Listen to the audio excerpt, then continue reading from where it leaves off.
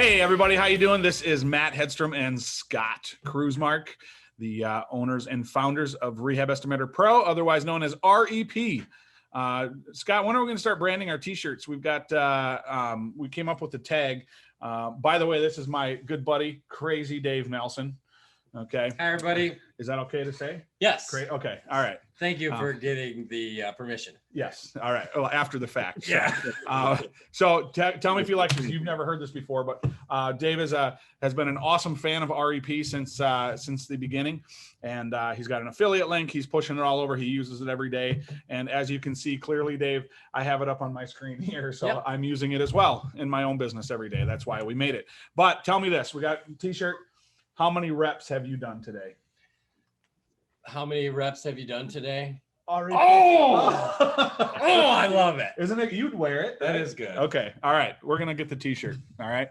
I actually have done a rep today. This morning. Right on.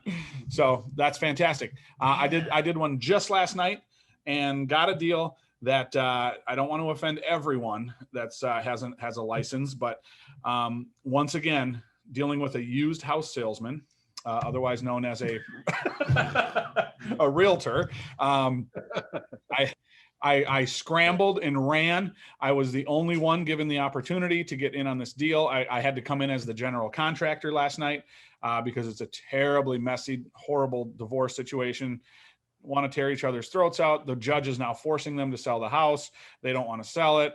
And then I'm there to look at it. And then I sent my offer, proof of funds, everything last night while in a board meeting with the power of the phone. So had to get REP out, make that offer, send it. And now they're waffling about, even though it was a full price, cash offer, close quick, no contingencies for what it was listed for, simultaneously listed and sent at the same moment. They still want to wait a couple of days before signing it. So anyway, that's how fast Welcome to sellers. Right. So let's talk about that's how fast we have to act in this market, because this was a very good connection, one of the top sellers in my market in Kenosha, Wisconsin, as far as I don't want to say sellers, but the top realtors in known top 3. And she called us first and said, hey, I have this unique opportunity, but of course you have to get here in 20 minutes and act fast. So we have to respond, right? Absolutely. And right now. And follow up on this situation, because they're waffling like that is just going to be so critical, and calibrating why they're delaying or why they're pushing off this, trying to find out where the discomfort is. What's the deal? And that's exactly it. Because I pushed her then saying, what is the problem?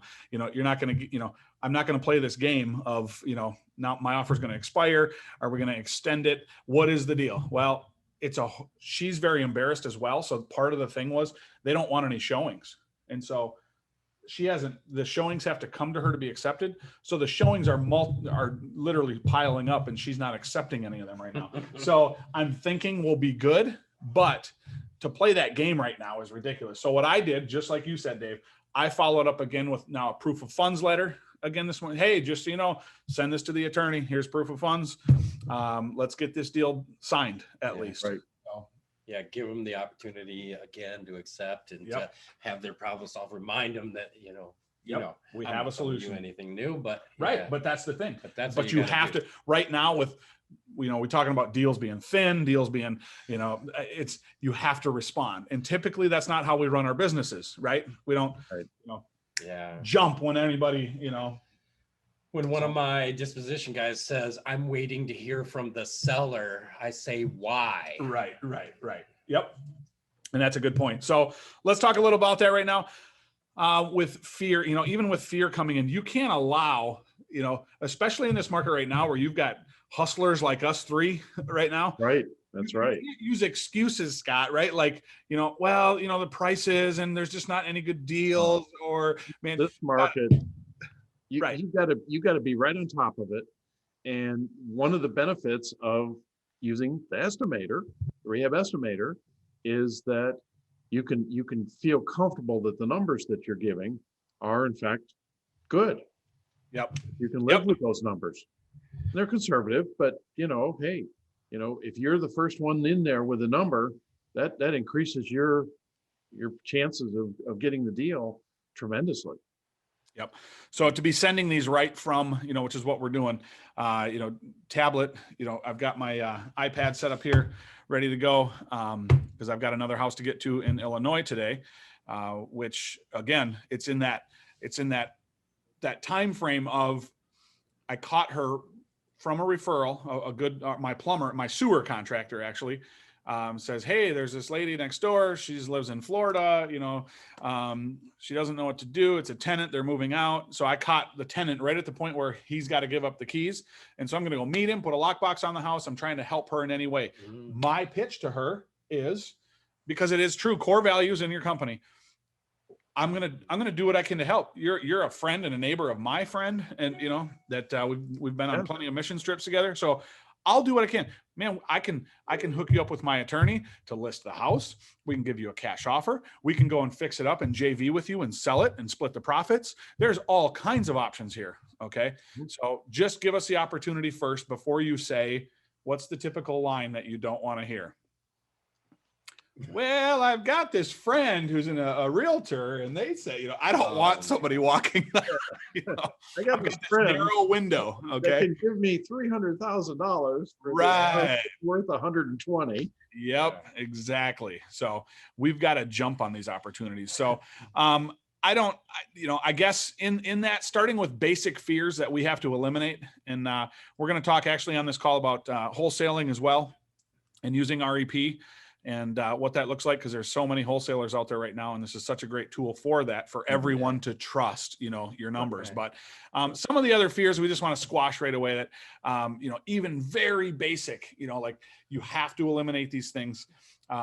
Even coming down to very new people jumping in and going, man, I don't even know what to say, I don't know how to, offer correctly. What if I screw up my repairs, but how do I talk to them? Do I, am I able to just walk right up, knock on the door and start a conversation? Right.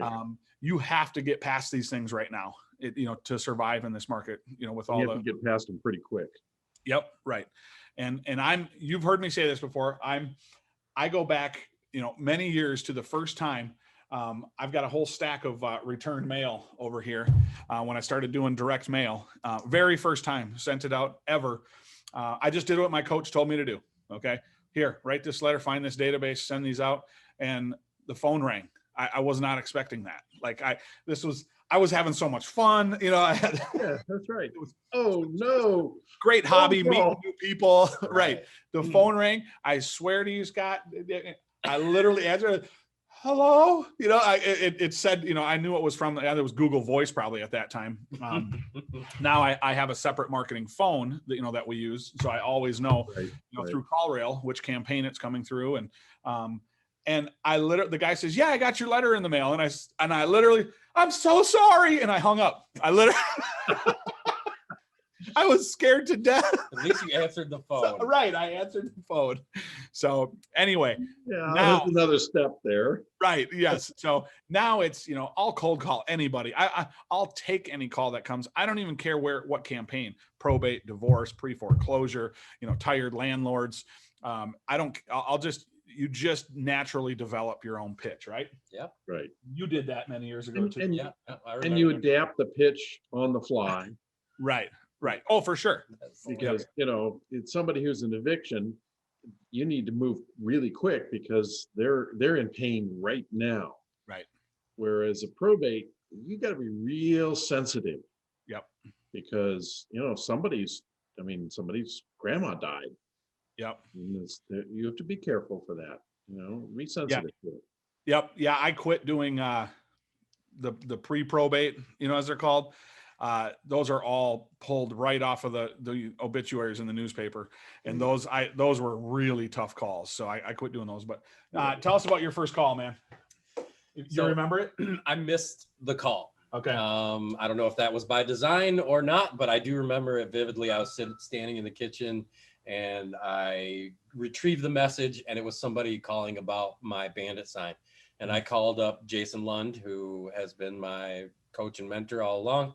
And I asked him, what do I say to these people? Mm-hmm. Because I was focused on taking the actions and doing what I was told to do. And I didn't even plan for anybody to answer the phone. Right, When they that's did, right. I asked, what do I do now? And so many people try to get everything all at once and try to do everything. It's a good point. In my opinion, focus on what you need to do immediately right now and worry about, I called Jason and said, what do I say? I called that person right back. I got that deal. That was my first your deal. first call. Yeah. You got that deal. And I called him back and 20 minutes away. I met the guy in 20 minutes at the house. Love it. And and Jason told me, he didn't tell me any fancy involved, any kind of, a series of questions. Right. Here's a script, that he said, tell me a little bit about your situation and shut up. Yep. And that's what I did. And I got everything. That's great. And then and then we went over. And so, I mean, it was really basic, but it got the deal done. Yep. That's still one of the best. I mean, I have top 3 questions, but that's one of the best questions, especially in my short sale negotiating business. It's, hey man, just, tell me what's going on with the house, what's going on with your situation. And you let them talk, it works all the time. So Tell themselves. Right. So with this, we also have to, I want to add one more thing before I'm going to have you go into some wholesaling stuff, Scott, but I just had a student the other day that he brought me the REP sheet and said it was actually really fun because he walked into my office. My title company is in here as well. And I didn't even know he was coming and he didn't even know I was here. And he was coming to close on a deal. So how fun to watch that happen. Wow. He used REP to literally send the offer and he got the deal. So we're going to showcase that. I'm going to walk through the house with that and show him. So he hands me the sheet and he did ask me, because this was a small, like you could even consider this a 1-bedroom. Okay. Almost. Sure. 2, I guess. They were using the front room as a bedroom where the door comes in, but small and on a very busy street. But he made a call that I think was fantastic in this time right now, is just to throw some rules out the window, because he saw videos from me on, I don't buy on busy streets. I don't buy 2 bedrooms, and I don't buy without garages. Shared driveway. Shared driveway. I just bought one of those too, actually. Me too. So you did. My first one. Yes. First one. I didn't even know it had a shared driveway, but here's the deal.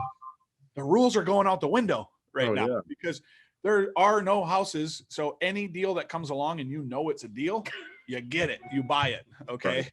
Get it under contract. Get it under contract. Yep. So Dave walked in here literally a couple days ago, and it takes him 2.5 hours to drive here. So that's how much he loves me. Yeah. But he walks in and goes, "Hey man, I just got this deal under contract." And I'm like, "Bro, that's way over there. You need to call, Adam." And calls him up. Next thing you know, he's gone. I met Adam over there. He went to go meet Adam at the house. But that's how fast, So I used REP to validate that deal with the private money lender that is involved with the purchase. Love it. So somebody that's buying that deal from me anyway. Love it. So somebody else is buying it to be able to justify the numbers, the rehab numbers and all that stuff. He said, nice. Dave, is it, are they right about their scope of work and their rehab numbers and everything? And I just shot that, the printout over to him. Nice. And he said, great, it's a done deal. Love it. I didn't ask for that. So that you can't get better than that. So I love that. And we've been talking about that too, because I've been working with a lot of lenders lately to say, hey, look, here's your proof. Here's how you validate.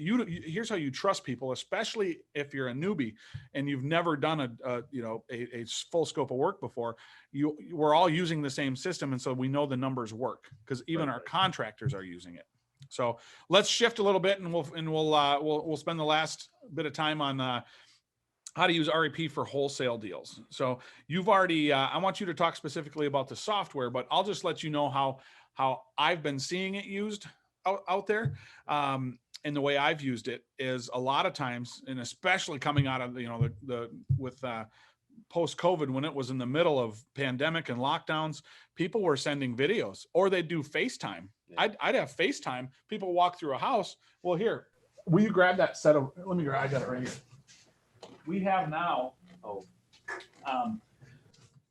we just, these are on the website now that Scott's coding, but this is basically just a quick, printout of your checklist for that has everything that you would enter into REP. Okay. So you literally just go through and put the percentage and just check the box, and it matches REP perfectly. So these are things that you either can send, okay, to your seller to have them fill out, or you just jump on with them, check the boxes, okay, and then just enter that stuff, and you can get a cash offer just like that. And you can, but as a wholesale, then tell us, Scott, are there different ways, with REP? Then how do you send that out, and how do you get a fee? Okay, so with wholesaling, you're looking, because you're the middleman, you want to get paid. So there's a small fee. Hopefully it's a big fee, but most of the time it's small. that for essentially acting as that middle person. So you go get it under contract. That's really important, because almost every state that we're in the country, you need to get under contract first. So you're a party to the transaction. Mm-hmm. Then you can sell it to somebody else. Well, you can sell the house or you can sell the contract. Depends on the state. Mm-hmm. But how do you put that into the rehab estimator? Because we don't have a line item that says, wholesale fee. So there are two ways in which you can put it in. One is that when you go into the house and you put in the address, there's a field there called RV multipliers, repair value multiplier. And you're probably going to put in a 5% or 3% fee and you're going to basically end up putting it on the repairs. So if it's a large repairs, you might want to use a smaller number. If it's small repairs, you can put it a little larger. Now keep in mind, that's going to increase the price of everything, Mm-hmm. which is really cool. It's also very useful if you're not sure the market's gone up. And right now things are so weird that you might want to just add an extra 5 or 10% just because. So if it's 5%, it would be 1.05. That's the number you put there. And it just takes every price and multiplies it, makes it a little larger. The second way, and that's really nice and that's really good. That's really more for uncertainty in the market. Or if you're going to use, like you're a realtor and you want to convince the person that's selling the property that, hey, this is going to cost you to do the repairs, and it's going to cost you an extra 20% because, hey, we have contractors lined up. Mm-hmm. So cool number can be used in a lot of different ways. The one that I think is the easiest to understand and to be able to justify is if you look at the columns, we have external, internal, mechanicals, and other. Well, there's a fifth one out there, which is line items. Mm-hmm. So if you want a $2,000 wholesale fee, go over to line items and add the $2,000 line item. Mm-hmm. Now, do keep in mind, it'll add the miscellaneous percentage on top of that. So it is just a little bit larger, which I'm not sure that that's a problem. Right. But that's the easiest way. Just treat it as if it's another line item. It will show up in the PDF as a line item down further in the PDF. So you probably want to put something like processing fee, or figure out what works for you from a comfort standpoint. I mean, you could put wholesale fee, Marketing, whatever, and you figure out what works for you. Processing fee or marketing is a good thing. You could put closing fee. That kind of directs it the wrong direction, but and then that gets added into your repair costs, which then translate down to the offer. Yep. So I think that's a simple way of solving the problem. Yep. There's also, I've done it two other ways too, and especially, I'm coming from Wisconsin, and then now, Illinois as well. Although I purchase things, I haven't wholesaled there. They're getting as tricky as Ohio. So, so there also is a spot that is a project manager or GC fee. Okay. And those multiply by the thousands. at, 1,000 increments. And that's on the very top of the page on interior. And so you can literally just go in there and just go, hey, $5,000 for a project manager on this, and done. That's a great quick way. Yep. And it's in there, it's in the scope, and nobody's getting paid that fee. You're getting paid that. But with me, I have a great assignment contract, or I mean an assignment, it is an assignment of contract, but it also has a fee on that page. So then I can deliver that. Okay. Because I know all my buyers, the myth of, go create your buyers list of 200 people in your market. You don't need that. You need 3 or 4 solid people that will close every time if you show them a good deal. Okay. Right. So, but you might go through 200 or 300 to get there. Right. But that shouldn't be another fear item that you have. What if I get something under contract and I don't have anybody to sell it to? Hey, if it's a deal, right now, especially, go stand in the front yard with a sign on your chest. Okay. Or go to your local real estate groups and network. Yeah. There are so many people looking for deals right now that if you have a deal, you just bring it in.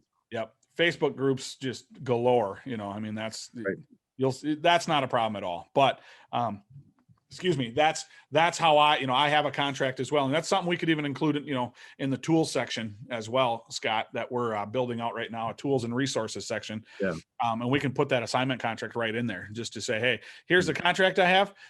You can take it. This is what you're closing on. By the way, it's a $5,000 fee, obviously, if you sign this piece of paper, that is going to be put on top of that. Right. So easy as that. You're not trying to hide anything in these transactions, Yeah, I'm of the opinion that I don't want it to be invisible. I want to be completely transparent. Yep. Well, let's ask Dave, how are you doing that one that you just looked at?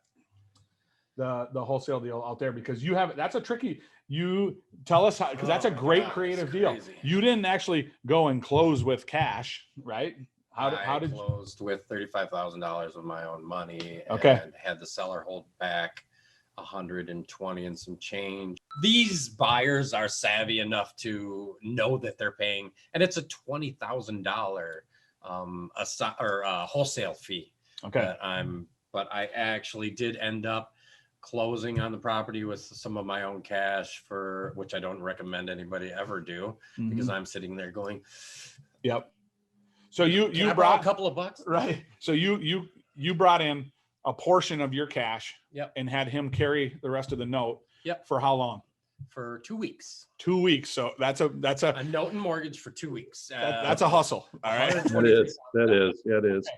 But you already did find a buyer. How are you putting the $20,000 on that deal? I'm just selling it for. I added the 20,000. Okay. I didn't have. You just posted it out there. I told them. Yep. Okay. Yep. Awesome. So Dave, here's the question. So I'm the seller. You're going to offer me $20,000 less because that's the wholesale fee. Okay. So Matt's the buyer. What paperwork do I see that includes that $20,000? There's no itemization on this deal particularly. There was no assignment. So that's. So, I mean, it'll end up at closing to see that, right, his final figures. Yeah. Because all he saw was the 155 he offered, and then he's got another contract for 175. Right. Right. Basically, yeah. So 160. Right. Did you show to the seller the list of repairs? No, I actually didn't have to use it. The deal was a pocket deal from realtor that I've used before, that when he comes across somebody that needs to sell really quickly, he knows who to call. Okay. I was actually coming back from the Grand Canyon on my motorcycle after a 4,000 mile trip, and got his call just as we were coming through Illinois. Okay. And I said, hey babe, sorry, we have to stop by and look at this house. So we bought a house on the tail of our trip, and then closed on it a week later with a portion of my money. Okay. Paid for the trip. The deal was a good trip. Deal on its face. So, and then you produced REP to show this buyer for the lender. The lender.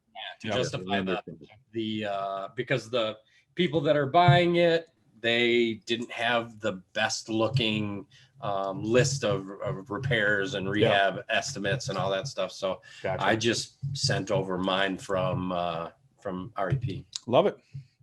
All right. Well, we've talked about getting rid of some fears. We've talked wholesale and how to attach that fee on there. We've talked deals, real deals that we're actually doing it just this week. So in these last couple of days. So love it. We'll wrap this up, get it published, put a nice bow on it. We've got a team to do that.